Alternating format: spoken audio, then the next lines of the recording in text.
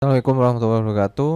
Sekarang kita akan belajar tentang populasi dan sampel penelitian. Nah, mengapa populasi dan sampel penelitian ini sangat penting ketika kita akan melakukan sebuah penelitian? Karena pemikiran sederhananya adalah seperti ini. Ketika kita akan meneliti suatu misalkan masyarakat ya, di mana masyarakat tersebut berjumlah banyak gitu, mungkin ada 1.000 atau ada 2.000 gitu. Nah, sedangkan kita akan mengkaji atau mendata dari masing-masing person untuk mengetahui perilaku masyarakat tersebut. Nah, pertanyaannya apakah kita harus uh, mengkaji 1.000 orang tersebut, nah, secara satu persatu atau seperti apa? Tentu diperkenankan untuk menggaji langsung 1.000 orang, tapi kita juga perlu butuh waktu dan juga tenaga.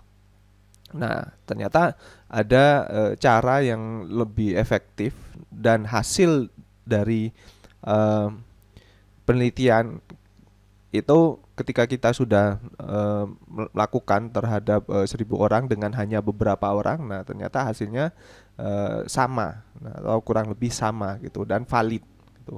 Oleh karena itu kita akan belajar tentang populasi dan sampel penelitian.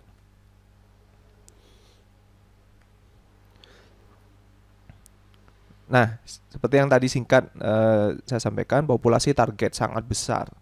Nah, oleh karena itu kita akan mencari yang populasi yang terjangkau dan subjek yang terpilih. Nah, sehingga subjeknya benar untuk diteliti. Nah, gitu.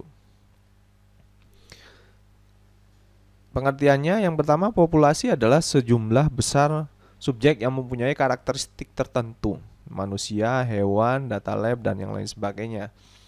Kemudian yang kedua, populasi target atau ranah dan domainnya gambaran populasi umum.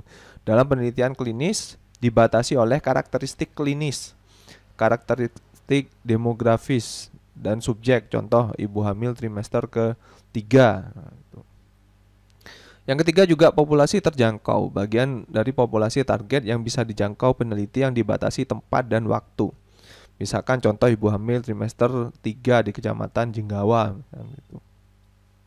Karena eh, seperti ini karakteristiknya kan juga harus jelas. Nah, kecamatannya di daerah mana gitu. Karena nanti ibu hamil trimester 3 di Kecamatan A dan Kecamatan B, nanti hasilnya biasanya berbeda gitu. Jadi dibatasi tempat dan juga waktu. Kemudian sampel. Sebenarnya sampel itu apa sih? Atau bagian dari populasi yang dipilih. Sama ya sebenarnya, sampel atau contoh, nah kayak gitu. Cara tertentu hingga dianggap sebagai mewakili populasinya. Jadi yang besar itu tadi kita ambil sebagian aja, tapi ini sudah mewakili dari populasi yang banyak itu tadi. Kemudian sampel terpilih adalah bagian dari populasi terjangkau yang direncanakan untuk diteliti langsung dan memenuhi kriteria dari pemilihan. Sampel yang diteliti, jadi subjeknya benar mengikuti penelitian sampai selesai. Jadi subjek terpilih dikurangi dari data objektifnya seperti apa. Kemudian keuntungan menggunakan sampel lebih murah, mudah, cepat, akurat, mewakili populasi dan lebih spesifik. Seperti yang tadi sudah saya singgung, misalkan ada 1.000 orang, ya kita juga butuh butuh biaya juga. Misalkan kita akan menyebarkan kuesioner, berarti kita harus mencetak kuesioner sejumlah 1.000 orang gitu. Nah, tapi kalau kita hanya menggunakan sampel, misalkan dari 1.000 kita hanya ambil 100, atau kita hanya ambil 150 dari itu. Maka yang cost yang kita butuhkan ya hanya untuk 150 itu tadi. Nah, gitu. Jadi lebih murah dan lebih mudah, akurat juga. Hubungan populasi sampel dan subjek yang diteliti. Jadi dari kelompok subjek, karakteristiknya, nah itu harus jelas. Kenapa kok ada kelompok subjek dan karakteristik? Ya karena kalau tidak di dibatasi, nanti hasil penelitian kita ya tidak akurat gitu. Populasi tertargetnya siapa dan dibatasi oleh karakteristik klinis dan demografi, misalkan osteoporosis pasca menopause gitu. Kemudian juga ada eh, populasi yang terjangkau, dibatasi oleh tempat dan waktu. Perumpamaan pasca perempuan, mohon maaf, perempuan pasca menopause di RSCM tahun 2005. Nah, kemudian dipilih secara random atau populasinya terjangkau. Ini misalkan untuk sampel yang dikehendaki. Ada 60 pasien osteoporosis pasca menopause atau subjek yang benar diteliti. Nah, atau subjek yang menyelesaikan prosedur penelitian 54 pasien osteoporosis menopause. Nah, ini ada validasi eksternal satu dan validasi internal. Jadi semakin spesifik ya atau subjek yang sudah diteliti dan benar. Nah, sesuai dengan apa karakteristiknya gitu. Jadi ini contohnya kalau kita sudah ingin menentukan populasi tertargetnya, kita juga karakteristiknya itu biasanya dibatasi dengan karakteristik klinis dan demografi. Kalau yang terjangkau dibatasi oleh tempat dan waktu. Nah, untuk sampel yang kita kehendaki dipilih secara random dari populasi yang terjangkau. Nah, baru nanti kita akan mendapatkan subjek yang benar atau subjek yang menyelesaikan prosedur penelitian. Dari yang osteoporosis pasca menopause. Nah, perempuan pasca menopause di RSCM. Nah, sudah yang pertama kita membatasi karakteristik dan demografinya. Berarti cukup luas. Kemudian kita batasi oleh tempat dan waktunya. Saya hanya akan meneliti di RSCM. Nah, di tahun 2005 misalkan gitu. Dan dipilih secara random. Setelah kita membatasi itu, nah kemudian kita dipilih secara random sampelnya yang mana yang akan kita ambil. Nah, baru setelah itu subjek yang telah benar itu tadi, kita subjeknya untuk kita lakukan penelitian. Nah, gitu. Kesohihan internal dan eksternal. Jadi kesohihan validasi internal atau valid ya merujuk pada bebas kesalahan acak, bias dan faktor perancu atau confounding. Kesohihan eksternal menunjukkan kalau yang tadi internal ya, maaf. Kalau yang kedua ini kesohihan eksternal menunjukkan seberapa baik hasil penelitian dapat diterapkan pada kelompok yang lebih luas. Nah, dari sampel tersebut jadi terjangkau untuk yang pertama dan dari atas ya ke atas terjangkau dari terjangkau ke tertarget ke kedua gitu. Dan kesohihan internal berperan penting karena menentukan hasil yang baik suatu penelitian gitu. Sampel merupakan sebagian anggota atau elemen yang dipilih dari populasi. Nah, cara mengambil sampel, nah itu adalah teknik sampling namanya. Nah, jadi sudah ada 3 term ya yang kita pelajari sekarang. Yang pertama yaitu populasi. Jadi keseluruhan. Kalau sampel sebagian dari anggota tersebut, cara mengambilnya adalah dinamakan sebagai teknik sampling atau suatu teknik untuk menentukan jumlah sampel dan pemilihan calon anggota sampel, sehingga setiap sampel yang terpilih dalam penelitian dapat mewakili populasinya. Nah, sampling adalah proses memilih sebagian unsur populasi yang jumlahnya mencukupi serta secara statistik, sehingga dengan mempelajari dan memahami karakteristik sampel akan diketahui dengan baik informasi tentang keadaan populasinya. Nah, kriteria sampel yang baik itu yang seperti apa? Yang pertama objektif ya. Sampel yang terkumpul harus sesuai dengan keadaan yang sebenarnya gitu. Nah, misalkan kita akan meneliti orang dengan penyakit hipertensi gitu. Nah, berarti ya memang orang yang memiliki riwayat hipertensi gitu. Dan memang benar ada dibuktikan gitu bahwa misalkan tensinya misalkan keadaan hipertensi atau walaupun tidak ada bukti tensi atau apa gitu juga ada bukti, misalkan pernah periksa ke rumah sakit atau apa. Nah, gitu harus harus objektif ya, memang harus sesuai dengan keadaan yang sebenarnya. Kalau misalkan kita ingin mengambil, saya ingin mencari yang eh, hipertensi, yang keadaannya hipertensi pada saat saya melakukan pengkajian, ya monggo bisa di tensi seperti itu. Atau karakteristiknya sesuai dengan apa yang sudah ada gitu, baik yang secara konsep ataupun yang kita tentukan. Kemudian representatif, sampel yang terkumpul harus dapat mewakili objek yang diamati. Nah, harus ya sesuai Anda meneliti apa, ya sampel yang terkumpul juga harus juga sama. Nah, kemudian standar error yang kecil, tingkat ketelitian proses mendapatkan sampel harus tinggi dan kesalahan proses pengambilan sampel harus kecil. Nah, gitu. Relevan atau sesuai ya, sampel yang terkumpul harus memiliki hubungan dan keterkaitan dengan masalah yang akan diselesaikan.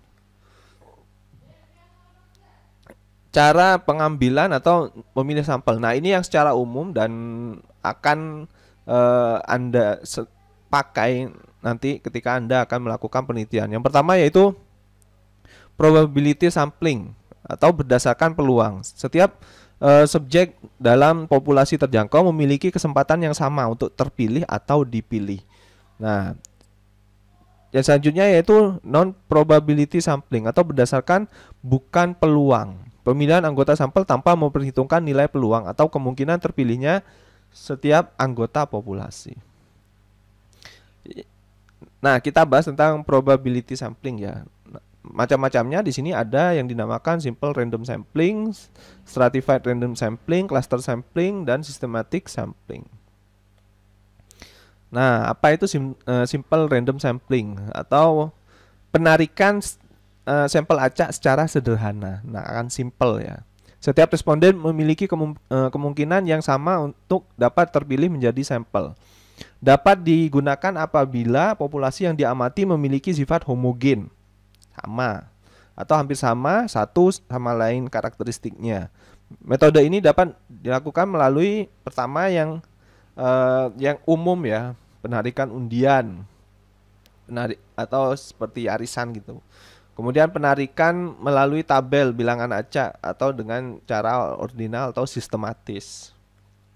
Nah, ini penjelasannya. Penarikan undian seperti arisan. Jadi memberikan nomor pada kertas sebanyak anggota populasi. Nah, kemudian diundi atau dikocok ya satu persatu tanpa mengembalikan nomor yang telah diambil. Nah, gitu. Sampai jumlah sampelnya terpenuhi. Kemudian tabel bilangan acak, bisa kita menggunakan random tabel, pilihan secara acak, baris, dan kolomnya sebagai acuan memilih anggota sampel sampai jumlah sampel terpenuhi.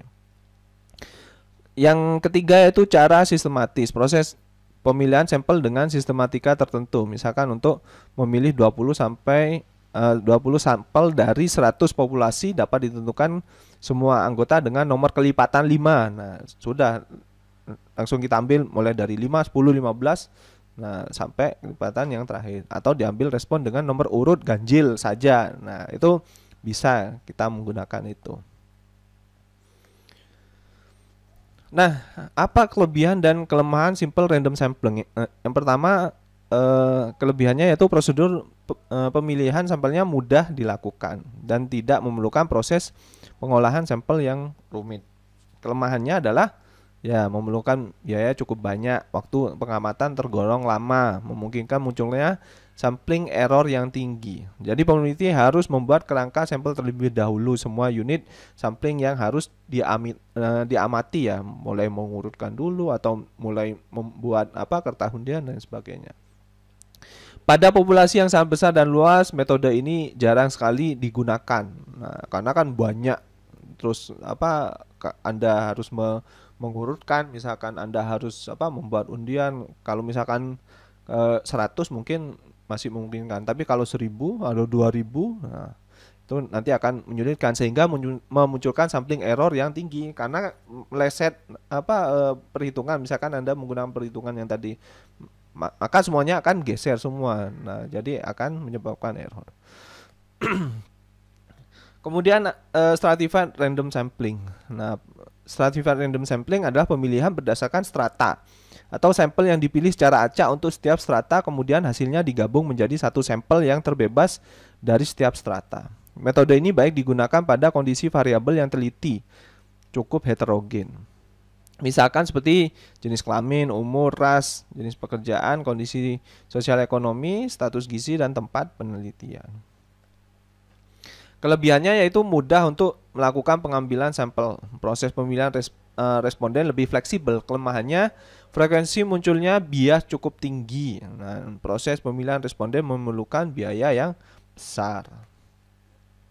Ada juga cluster sampling. Nah, proses penarikan sampel secara acak pada kelompok individu dalam populasi yang terjadi secara alamiah. Apabila populasi tersebar dalam beberapa wilayah atau cluster yang masing-masing memiliki ciri yang hampir sama, nah makanya disebut cluster ya. Jadi satu wilayah cluster-cluster. Nah, seperti sekarang kan umum ya istilah cluster rumah atau apa gitu. Salah satu atau beberapa wilayah dapat dipilih secara acak sebagai sampel. Jadi sangat efisien untuk populasi yang besar gitu. Misalkan kita ya sudah kita ambil satu kecamatan, satu kodia, nah, atau kelurahan, nah, gitu. Dapat dilakukan secara bertingkat. Misalkan stage satunya kita pilih desa dulu, atau stage 2-nya kita pilih RT RW. Nah, yang akan kita ambil sampelnya. Kemudian ada systematic sampling. Pada sampling sistematik ditentukan bahwa dari seluruh subjek yang dapat dipilih, setiap subjek nomor kesekian dipilih sebagai sampel. Bila akan mengambil 1/n dari populasi, nah maka tiap pasien nomor ke n dipilih sebagai sampel. Nah, contohnya ingin dipilih 30 dari 300 responden. Maka yang diperlukan adalah 30/300 atau 1/10. Bagian dari populasi responden urutan ke-10 yang dipilih. Dan penentuan angka awal sebaiknya acak. Nah, kemudian non-probability sampling atau cara pemilihan sampel yang lebih praktis dan mudah, paling sering digunakan dalam penelitian. Nah, kesahihan terletak pada bagaimana pemilihan dilakukan menyerupai probability sampling. Jadi asumsi perhitungan statistik berdasarkan probability sampling. Jadi sebaiknya teknik non probability sampling tidak digunakan jika tujuan dari penelitiannya adalah menarik kesimpulan. Nah, gitu. Karena ya pertimbangannya yaitu tadi. Teknik non-probability sampling tepat digunakan pada kondisi berikut. Yang pertama, tahap eksplorasi suatu penelitian. Yang kedua yaitu pengujian awal suatu angket. Yang ketiga, penentuan sampel pada populasi yang homogen. Dan adanya tuntutan akan ada kemudahan aspek operasional. Nah, macam-macam dari non-probability sampling. Yang pertama ada consecutive sampling. Semua subjek yang datang dan memenuhi kriteria masuk dalam sampel penelitian sampai dengan jumlah sampel terpenuhi. Nah, jenis pemilihan terbaiknya non-probability sampling. Jangka waktu pemilihan harus tidak terlalu pendek, terutama untuk penyakit yang dipengaruhi musim seperti demam berdarah.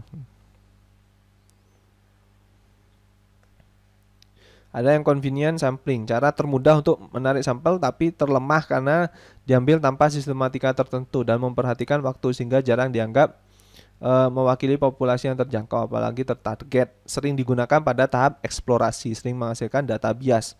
Perlu hati-hati untuk menginterpretasikan hasil.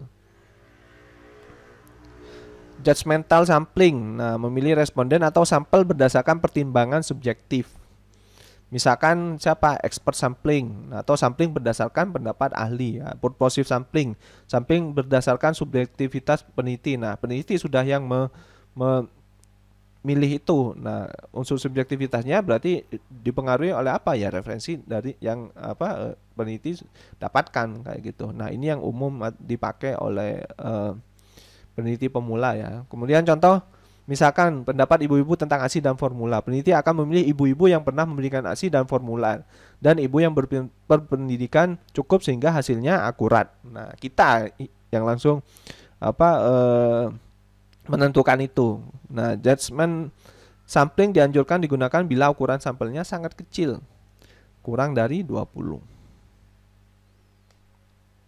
Ada kuota sampling. Nah, peneliti menentukan kuota dari populasi yang akan diteliti. Peneliti dapat memilih menggunakan convenience sampling atau judgment sampling. Ukuran samplingnya sebaiknya cukup besar agar sampel dapat mewakili karakteristik populasi.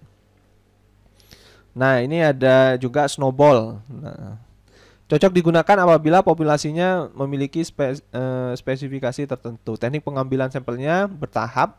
Jadi contohnya langkah pertama interview ya terhadap responden tertentu. Kemudian responden tersebut menunjuk calon responden lain yang berikutnya. Nah, biasnya relatif kecil, kendalanya ya biaya besar, waktunya juga banyak dan populasi dapat tersebar gitu. Ini juga perkiraan jumlah sampel ya. Jumlah sampel menentukan manfaat penelitian. Penelitian klinis bermanfaat bila hasil secara klinis penting dan ditunjang secara statistik bermakna. Jumlah sampel bisa menentukan tingkat kemaknaan. Dasar yang digunakan bergantung pada tujuan penelitian serta desain yang dipilih. Jadi tadi yang sudah disampaikan, nah itu berdasarkan apa? Nanti saya mau ambil, misalkan saya mau menentukan, saya mau ambil simple random sampling, saya mau ambil purposive, saya mau ambil stratified dan sebagainya, itu ya berdasarkan dari tujuan dari penelitian dan desain penelitian yang kita pilih gitu. Dan ditetapkan atau dinilai nilai yang dikehendaki oleh peneliti. Nah, bisa kita tetapkan, bisa dari apa? Pustaka juga. Nilai diperoleh dari pustaka atau pengalaman atau dari literatur yang pernah kita baca. Nah, clinical judgment atau nilai yang secara klinis itu penting. Nah, ini ada beberapa cara untuk menghitung sampel ya.